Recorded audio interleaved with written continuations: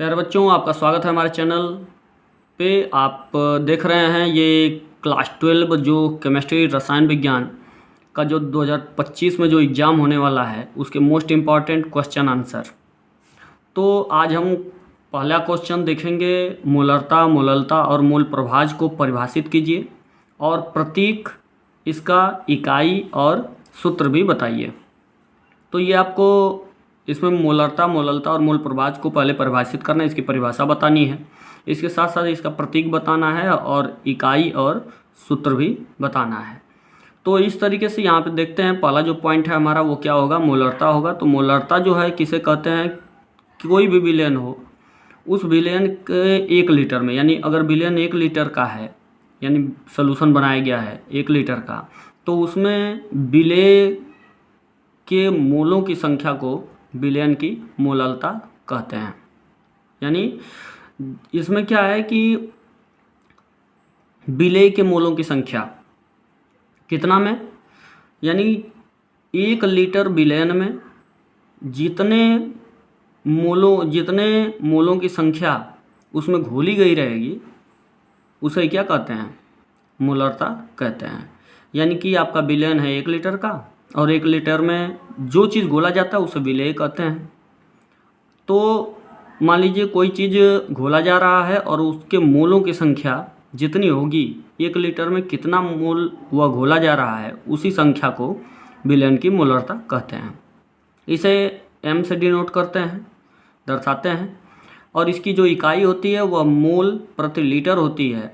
और इसका जो फार्मूला होता है मोलरता का, वह ये होता है कि मोलरता बराबर विलेय के मोलों की संख्या बटे विलेन का आयतन, वो भी मिली लीटर में। यहाँ पे लीटर है तो 1 लीटर 1000 मिलीलीटर के बराबर होता है, इसलिए 1 लीटर आपका विलेन का आयतन कितना, 1 लीटर। तो 1 लीटर को हमने मिलीलीटर में कर दिया है तो ये 1000 गुणे में हो गया। तो इस तरीके से यानी कि 1 लीटर विलेन में कितने मोलों की संख्या घोली गई है, ठीक ना, यानी जो घोला गया है वो कितना मोल की, इसकी संख्या मोल में कितनी है, तो उसी को क्या कहते हैं, 1 लीटर विलेन में जितने मोलों की संख्या होगी, वो जो घोली गई मात्रा होगी जिसकी, जैसे मान लीजिए पानी और चीनी घोला गया है, पानी 1 लीटर है और चीनी जो है वह चीनी का कितना मोलों की संख्या उसमें घोली गई है, तो उसी को क्या कहते हैं, मोलरता कहते हैं। तो उसे लीटर में ना लिख के मिलीलीटर में लिखते हैं, इसलिए ये 1000 हो गया। अब आगे देखा जाए तो इसे मोलरता को दर्शाते किससे हैं, m से, कैपिटल M से, बराबर विलेय के मोलों की संख्या। मोलों की संख्या जो होती है n होती है, तो मोलों की संख्या जो n होती है, n बराबर small w by small m, यानी w बाई m होता है। w का मतलब भार और m का मतलब अणु भार, यानी मोलों की संख्या बराबर होता है भार बटे अणु भार। तो ये किसका, विलेय का, क्योंकि विलेय के मोलों की संख्या कर रहा है तो विलेय का भार बटे विलेय का अणु भार कर सकते हैं। तो n के जगह पे, यानी मोलों की संख्या यानी n से दर्शाते हैं, तो n के जगह पे क्या लिख सकते हैं हम, w बाई m। तो मोलों की संख्या की जगह क्या लिख दिया, w बाई m। और ये w तो ऊपर रहेगा, m जो है वो नीचे चला आया। और विलेन का आयतन जो है उसे किससे दर्शाते हैं, आयतन को v से, तो ये आपका ml में आपका आयतन होगा। और इनटू वो जो 1000 था वो 1000 है आपका।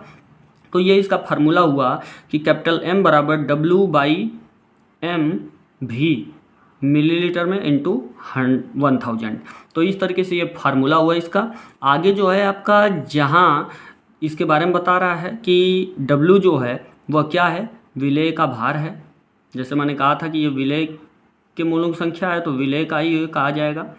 तो विलेय का भार है और m स्मॉल m जो है वे विलेय का अणु भार है। तो भार बटे अणु भार और आयतन, आयतन का मतलब 1 लीटर जो था आपका, यह भी जो है वो विलेन का आयतन है। क्यों, क्योंकि ये कैपिटल है तो ये विलेन का आयतन है।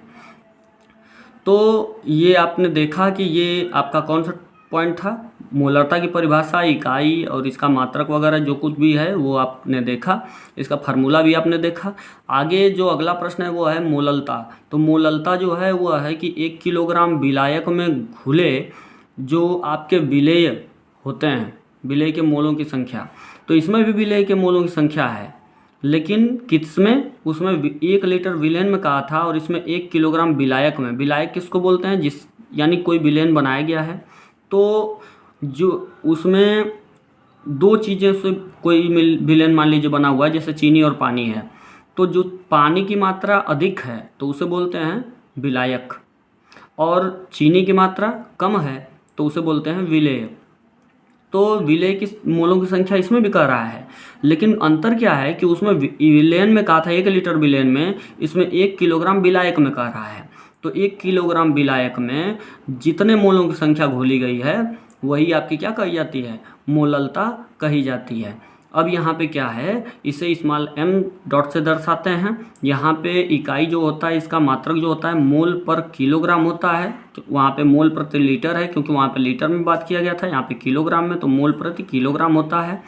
यहाँ पे जो मोलरता बराबर आपका था विलेय के मोलों की संख्या, तो ये भी रहेगा मोलों की संख्या, 1000 था उसमें, 1000 इसमें भी रहेगा क्योंकि 1 किलोग्राम 1 लीटर को उसमें मिलीलीटर में चेंज कर दिया है, और यहाँ पे 1 किलोग्राम को 1 ग्राम में चेंज कर दिया, तो यहाँ पे 1000 तो ऐसे भी आएगा।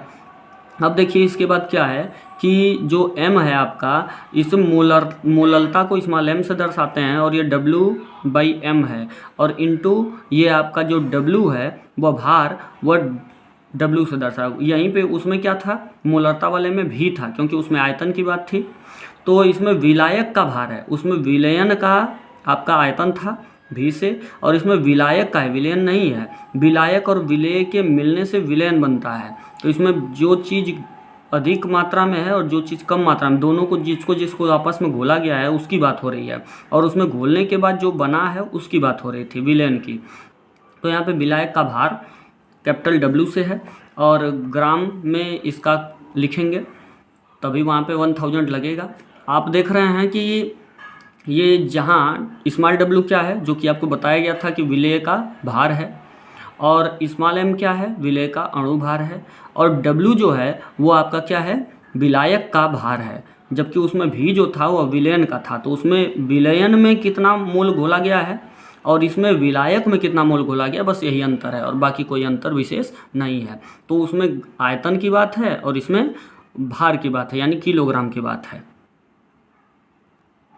अब अगला टॉपिक आपका है कि मूल प्रभाज किसे कहते हैं। तो किसी विलयन में उपस्थित किसी घटक का मूल प्रभाज, यानी मान लीजिए विलयन में कि जितने भी चीज़ों से मिलके वो विलयन बना है, जिन जिन घटकों से, मान लीजिए चीनी, पानी वगैरह जो भी है, आपका चीनी है, नमक है, तो ये घटक हैं विलयन में।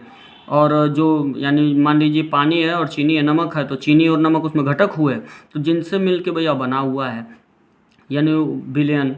तो वो घटक, मान लीजिए कोई एक घटक अगर आप ले लें तो क्या रहा है, किसी भी एक घटक का मूल, जो मूल प्रभाज होता है, उस घटक के मोलों की संख्या, यानी जो जिस घटक का मूल प्रभाज निकालना है वह उसी घटक का मोलों की संख्या और विलयन में उपस्थित कुल घटक के मोलों की संख्या के अनुपात के बराबर होता है। जैसे कहने का मतलब है, मान लीजिए हमें कोई विलयन है, उसमें A और B दो घटक हैं, तो उस मान लीजिए बारी बारी से अगर निकाला जाए कि A का मोल प्रभाज कितना होगा और B का मोल प्रभाज कितना होगा, तो दोनों में हम यही कर सकते हैं कि घटक जो एक घटक का, किसी एक घटक का मूल प्रभाज अगर निकालना है तो जिस घटक का मूल प्रभाज निकालना है उसी घटक के मोलों की संख्या लिख लेंगे ऊपर, और बटे जितने भी घटक हैं उस विलयन में उन सबके मोलों की संख्या नीचे हो जाएगी टोटल में, यानी प्लस में।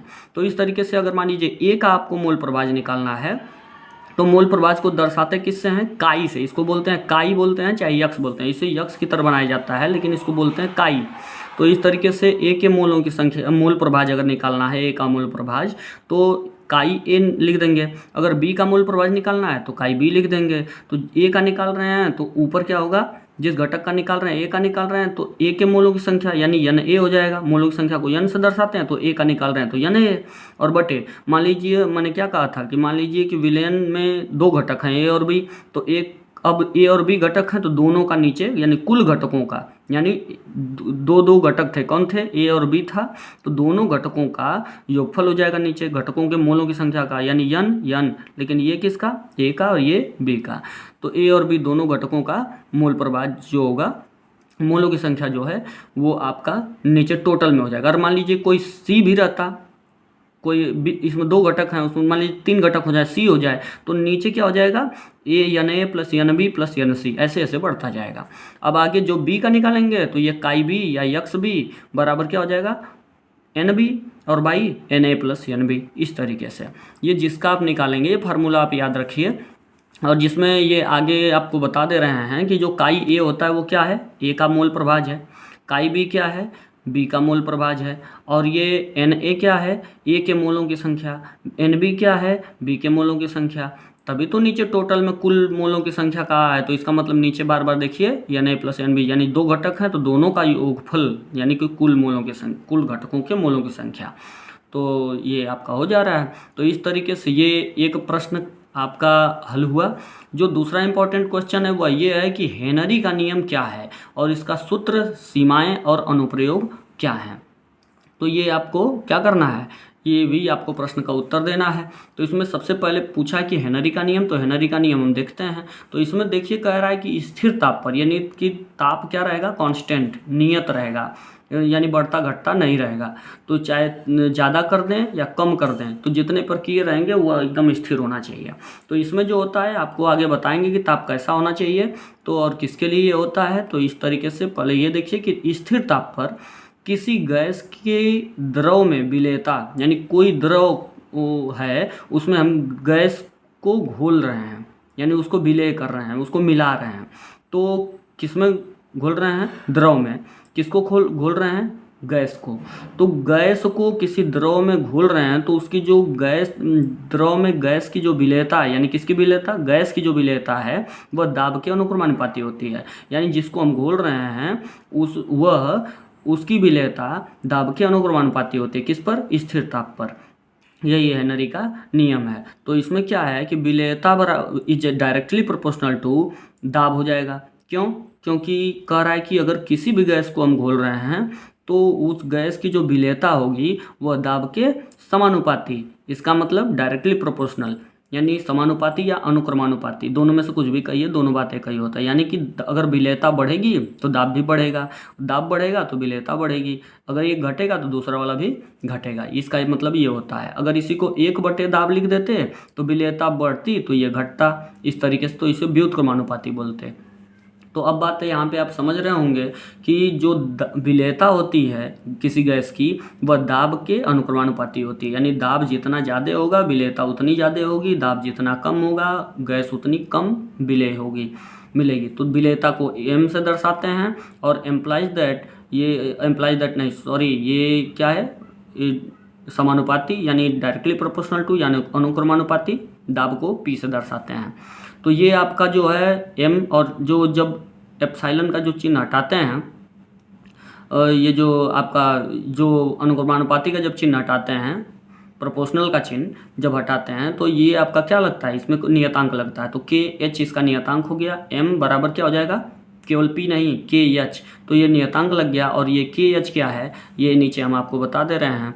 m जो है वो आपका घुली गैस की मात्रा है, यानी कितनी गैस घोली गई है ये, और यानी विलेयता। और आगे P जो है वह आपका दाब है, और जो KH है वह K का मतलब नियतांक होता है, लेकिन कौन सा, H का मतलब हेनरी नियतांक कहिए या हेनरी स्थिरांक कहिए, ये है आपका।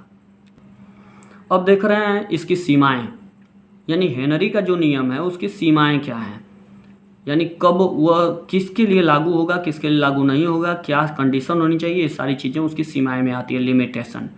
तो ये देखिए इसमें पहली सीमा क्या है कि यह जो विलयन है वह कैसा होना चाहिए, तनु का मतलब पतला होना चाहिए, गाढ़ा नहीं होना चाहिए। अगर गाढ़ा विलयन है तो उस पर यह नियम लागू नहीं होगा। अगर कह रहा है कि इसमें ताप उच्च होना चाहिए, यानी जो स्थिर ताप कहा जा रहा था वह ताप कब स्थिर करना है, जब उच्च ताप हो तो उतने पर ही स्थिर कांस्टेंट छोड़ देना है। तो इसमें ताप जो होगा वो आपका क्या होना चाहिए, उच्च होना चाहिए, निम्न पे स्थिर ताप नहीं रखना है।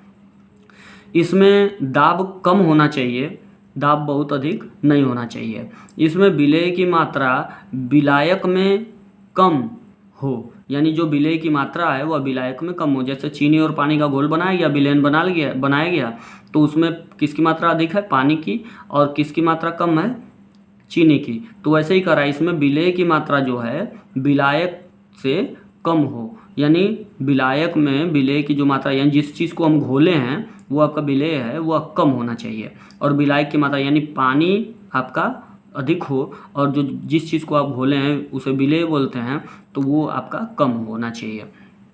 अब आगे है कि अनुप्रयोग। अनुप्रयोग, इसका ये अनुप्रयोग का मतलब उपयोग से है, यानी कि इसका क्या उपयोग है। तो जो भी कोल्ड ड्रिंक आप पीते हैं तो पेय पदार्थों में इस नियम का यूज होता है।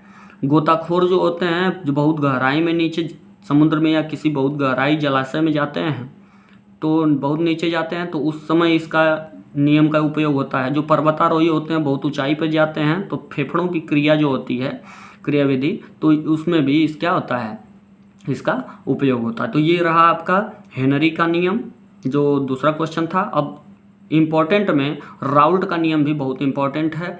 ये जितने भी हम बता रहे हैं आपको, ये सब के सब प्रश्न आप तैयार कर लीजिएगा, और इसका जो सूत्र है और सीमा है ये भी बताना है। तो आगे देखिए राउल्ट का नियम क्या है, इसके बारे में देख लिया जाए कि किसी विलायक में कोई अवाष्पशील वैद्युत अनअपघट्य, वैद्युत अपघट्य नहीं, वैद्युत अनअपघट्य। वैद्युत अपघट्य किसको बोलते हैं, जो कि घोलने पर टूट जाए, आयनों में विभाजित हो जाए, वो वैद्युत अपघट्य होता है, और उसमें विद्युत प्रवाहित हो सकती है,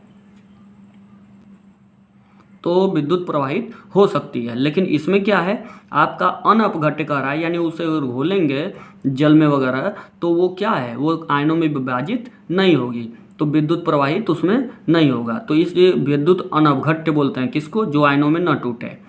तो कोई विद्युत अनअपघट्य जो है पदार्थ अगर घोला जा रहा है तो विलयन के वाष्प दाब का आपेक्षिक अवनमन, यानी किसका, विलयन के वाष्प दाब जो होता है उसका आपेक्षिक अवनमन जो होगा विलेय के मोल प्रभाज के बराबर होता है। तो अब यहाँ पे बात क्या है, कुल मिला के बात ये कह रहा है कि जो वाष्प दाब का आपेक्षिक अवनमन है, कब की स्थिति में, जब अवाष्पशील वैद्युत अनअपघट्य अगर पानी में घोला जाए, जो कि आयनों में विभाजित न हो, जिसमें विद्युत प्रवाहित न हो सके, तो इस तरीके से वैसी अगर किसी पदार्थ को अगर घोला जा रहा है किसी विलायक में, तो विलयन का जो विलयन बनेगा उस विलयन के वाष्प दाब का आपेक्षिक अवनमन, यानी वाष्प दाब का आपेक्षिक अवनमन किसके बराबर होता है, उसमें जो चीज़ घोला गया है, क्या घोला गया है, वैद्युत अपघट्य पदार्थ, अनअपघट्य पदार्थ जो घोला गया है, तो उस विलेय के या उस वैद्युत अनअपघट्य पदार्थ का मोल प्रभाज के बराबर होगा। तो बात यह है कि अब आपेक्षिक अवनमन को जो है वो कैसे दर्शाएंगे, तो इसे क्या है, इसे P0 या P0 से दर्शाते हैं, माइनस PS/P0। यह आपेक्षिक अवनमन, अवनमन का मतलब जो कमी होगी, यानी दाब में जो कमी होगी, तो उसी को बोलते हैं आपेक्षिक अवनमन, तो घोलते समय। तो अब क्या है कि इसको P0 या P0 माइनस PS/P0 हो गया, कितना बराबर, वाष्प दाब का आपेक्षिक अवनमन बराबर। और विलेय का जो मोल प्रभाज है वो आप मोल प्रभाज में जाने हैं कि विलेय का जो मोलों की संख्या है उसे n से दर्शाते हैं, और कुल मोलों की संख्या, तो मान लीजिए n दो घटक हैं तो स्मॉल n प्लस n, ये होगा आपका कैपिटल N। तो इस तरीके से आपका ये कुल मोलों की संख्या नीचे हो गया और मोलों की संख्या ऊपर हो गया। अब देखिए अगर विलयन आपका कब की स्थिति है, जब विलयन आपका पतला हो, तनु विलयन अगर होगा तो n प्लस n जो टोटल है वो आपका केवल n के बराबर होगा। यानी अब यहाँ पे जो n प्लस n रखें वहाँ पे आप क्या रखेंगे, कैपिटल N बस रखेंगे। तो P0 माइनस PS/P0 जो ऊपर है वही है। अब इसके बाद n बाई क्या हो जाएगा, n प्लस n में क्या हो जाएगा, बराबर कितना, n कैपिटल N, तो n by capital N, small n by capital N हो गया। अब आप n बराबर जानते हैं कि n बराबर क्या होता है, n बराबर W/m होता है, यानी भार बटे अणु भार। तो ये विलेय का है, और ये कैपिटल N है तो ये कैपिटल W/कैपिटल M हो जाएगा, भार बटे अणु भार। ये किसका हो जाएगा, ये विलायक का हो जाएगा। जिसकी मात्रा अधिक होती है उसे विलायक बोलते हैं, जिसकी मात्रा छोटी होती है यानी कम होती है उसे विलेय बोलते हैं। तो ये विलेय का हो गया। तो n बराबर कितना रख दिया हमने, स्मॉल m। कैपिटल N बराबर कितना रख दिया हमने, कैपिटल W/कैपिटल M। और बाकी क्या हुआ कि अब इसके बाद अंदर का अंदर मल्टीप्लाई और बाहर का बाहर, यानी W का M में मल्टीप्लाई हो जाएगा और ये M का कैपिटल W में। तो ये W का जब M में करेंगे तो ये ऊपर हो जाएगा, capital W into capital M by ये small m into capital W, ये नीचे हो जाएगा। अब देखिए जैसे क्या मैंने कहा, अब अंदर का अंदर मल्टीप्लाई बाहर का बाहर, तो क्या आपका फार्मूला बना P not minus P S by P not equal to ये W into capital M, small W into capital M और by small m into capital W। तो ये आपका फार्मूला हुआ किसका, राउल्ट के नियम का। इसमें P नॉट क्या है, जो शुद्ध विलायक का वाष्प दाब है वो है आपका, और PS क्या है, S का मतलब सॉल्यूशन यानी विलयन, तो विलयन जो है आपका विलयन का वाष्प दाब है, और ये किसका था P नॉट, शुद्ध विलायक का वाष्प दाब था। स्मॉल W क्या है, विलेय का भार, स्मॉल m क्या है, विलेय का अणु भार, कैपिटल W क्या है, विलायक का भार, और कैपिटल M क्या है, विलायक का अणु भार। अब चलते हैं देखते हैं इसकी सीमाएं, ये किसके लिए काम करेगा, इसमें कंडीशन क्या है, कब कब ये राउल्ट का नियम काम करेगा और कब कब नहीं करेगा, इसके बारे में। तो इसमें देखिए पहली जो सीमा है यह किसके लिए है, राउल्ट का नियम, वह है यह तनु विलयन पर लागू होता है, यानी यह भी जो नियम है वह आपका नियम, जैसे आपका जो हेनरी का नियम था वह भी पतले विलयन के लिए यानी गाढ़े विलयन के लिए लागू नहीं होगा, वैसे ही राउल्ट का नियम भी गाढ़े विलयन के लिए लागू नहीं होता है। विलयन आपका कैसा होना चाहिए, पतला होना चाहिए, और यह अवाष्पशील पदार्थ पर लागू होता है। तो आपने देखा कि यह अवाष्पशील पदार्थ पर लागू होता है, जैसे कि इसकी नियम में था कि किसी विलायक में कोई अवाष्पशील पदार्थ घोलना है, लेकिन वो पदार्थ कैसा हो, वैद्युत अनवघट्य यानी पानी में घोलने पे आयनों में विभाजित न हो, तो ऐसा। तो ये किसके लिए है, अवाष्पशील पदार्थ के लिए है, लेकिन अवाष्पशील पदार्थ कैसा होगा, जिससे पानी में घोलने पे वह आयनों में न टूटे, जिसमें विद्युत प्रवाहित न हो सके। तो इसमें ताप स्थिर होना चाहिए, ये भी एक कंडीशन है, और यह वैद्युत अपघट्य पदार्थ के विलयन पर लागू होता है, जैसे कि वैद्युत अपघट्य पदार्थ अवाष्पशील पदार्थ होना चाहिए और वैद्युत अनअपघट्य पदार्थ होना चाहिए, तो ये इसके लिए लागू होता है। हमें आशा है कि ये वीडियो आपको पसंद आया होगा। इसके बाद फिर हम इस पे न्यूमेरिकल आपको कराएंगे जो कि बहुत इंपॉर्टेंट होते हैं, और इसके बाद फिर आगे के जो महत्वपूर्ण जितने भी पॉइंट हैं आपके, जिसको आप तैयार कर लें तो 70 में 70 नंबर आपके आ सकते हैं। यही प्रयास से हम आपको ऐसे टीच करेंगे, और हमें आशा है कि आप ये सारे पॉइंट अब से एकदम तैयार कर लेंगे, और कल आप न्यूमेरिकल देखेंगे अगले वीडियो में, कल या परसों में आप न्यूमेरिकल देखेंगे। और अगर ये वीडियो आपको अच्छा लगा हो तो इस चैनल को सब्सक्राइब करें, अपने दोस्तों से शेयर करना न भूलें।